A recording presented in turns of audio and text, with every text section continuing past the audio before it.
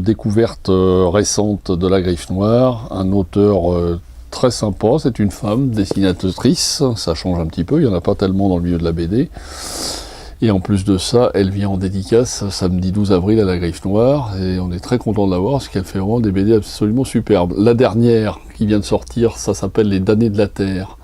C'est un peu une illustratrice un peu naturaliste, c'est-à-dire c'est une histoire d'une femme qui arrive dans le Paris de mai 1869, c'est-à-dire description un peu à la Émile Zola, donc c'est pour ça que je dis que c'est un auteur un peu naturaliste.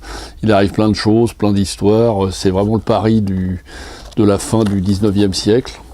C'est un dessin très limpide, très beau, très pastel. Je vous dis très naturaliste un peu, c'est un peu l'Émile Zola de la bande dessinée, quoi. Et chez moi, c'est un compliment, parce que c'est un de mes auteurs français 19e préférés. Et c'est vraiment toute une histoire en finesse, en truc. C'est un peu l'équivalent des BD victoriennes qui se passent à Londres, sauf que là, pour une fois, ça se passe à Paris. Donc, juste avant la Commune et tout ça. Et c'est le Paris des débuts des impressionnistes, c'est le Paris, des travaux d'Haussmann.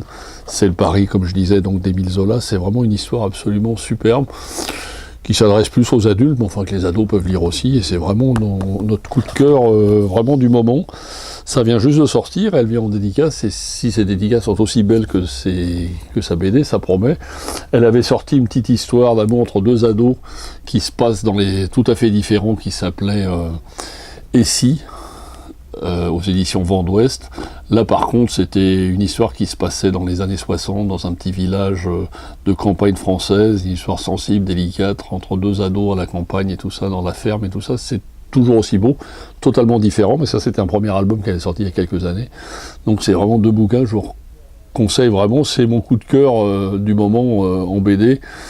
Comme je dis toujours, c'est assez à la mode maintenant les bandes dessinées historiques, mais celle-là elle est vraiment de bon ton, de bon goût. Et puis d'habitude ça se passe toujours à Londres à l'époque victorienne, pour une fois c'est à Paris, pendant les transformations du baron Haussmann, c'est vraiment superbe. Ça s'appelle Les damnés de Paris, aux éditions Vent d'Ouest.